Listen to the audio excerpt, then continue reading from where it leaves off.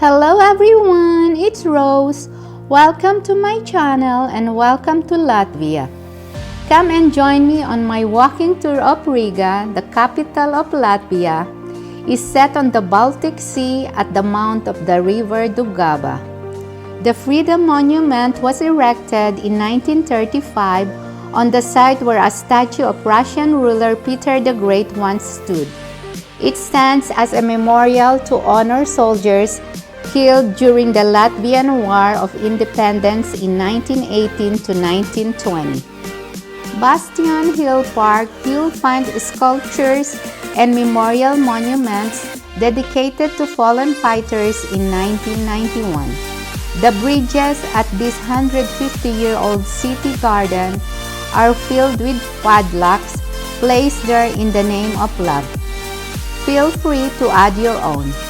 The most romantic places in the central Riga, as it features narrow paths, alleys of trees, stone garden, water cascade. The park is right next to the Freedom Monument, has been a delight to an eye and soul for more than a century. This is the hotel lobby of the Radisson Hotel where we were staying.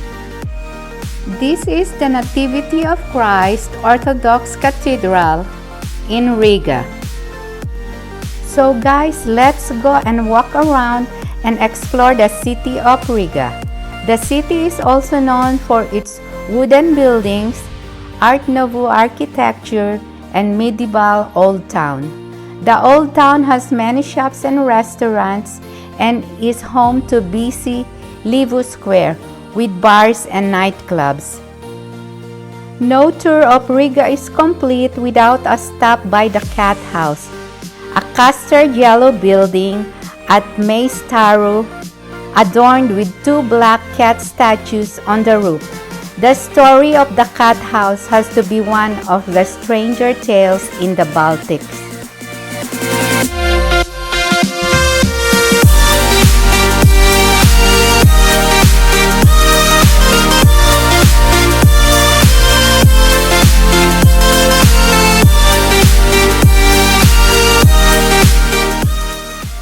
The Powder Tower, originally part of the defensive system of the town. It was named Powder Tower in the 17th century because of the gunpowder stored there. St. Peter's Church is a Lutheran church in Riga, dedicated to St. Peter.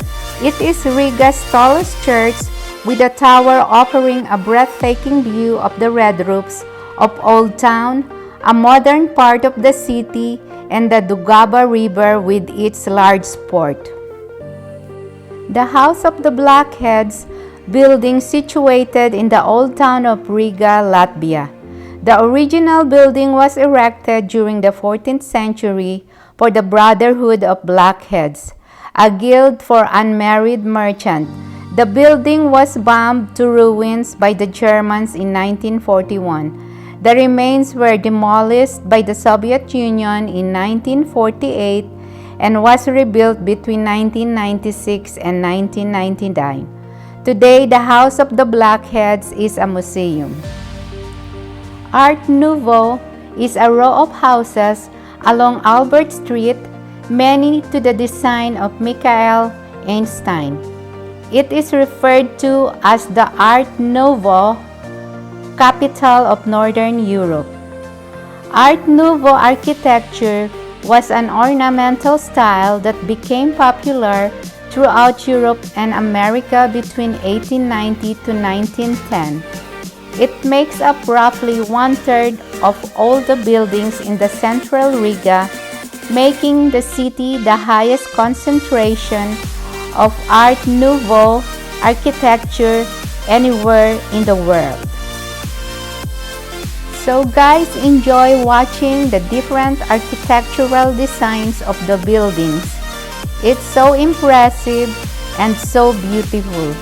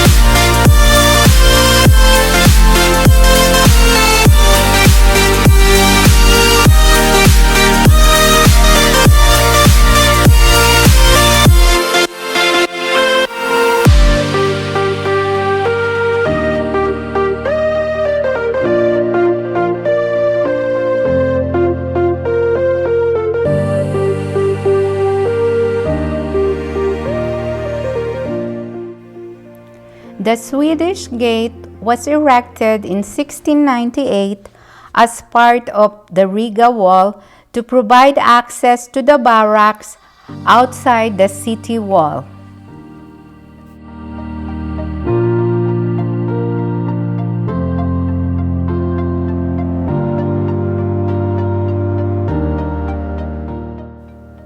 This is the hands in front of the church in Latvia. Latvia has many churches, like in every corner, you'll find a church.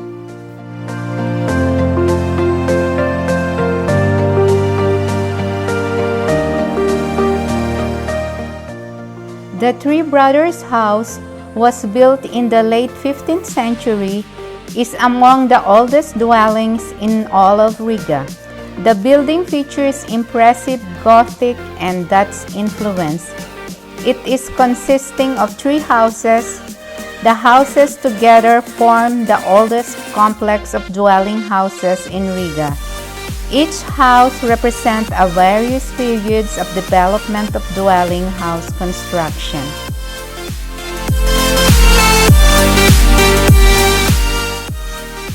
Latvian Ethnographic Open Air Museum is the vast open air museum located just outside Riga on a lightly wooded shores of Jugla Lake.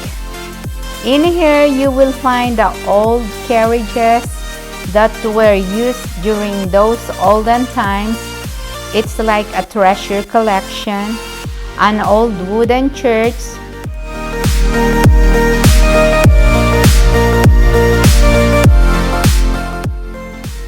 this is the old wooden church inside the open air museum. So let's go inside the church and check it out. This is the inside of the church and the altar, and you could see it's all made of wood.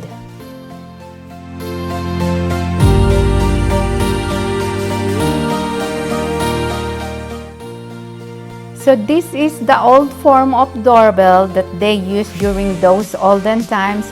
It's like a hammer that you hit that piece of wood and it will like ring. So the owner of the house can hear you, so they would come out and check who is ringing the bell.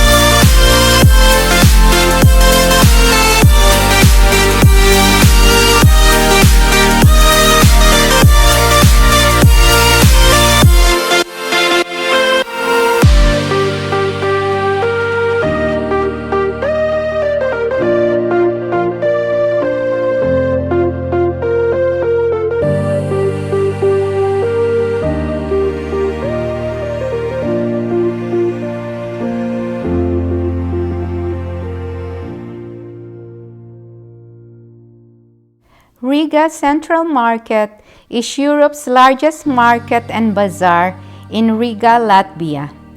It is one of the most notable structures from the 20th century in Latvia and has been included in UNESCO World Heritage Site list together with Old Riga in 1998.